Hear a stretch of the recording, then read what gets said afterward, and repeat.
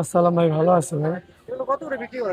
এটা ভাই 100 টাকা জোড়া আছে, 80 টাকা জোড়া আছে, 60 টাকা জোড়া আছে, 120 টাকা জোড়া আছে।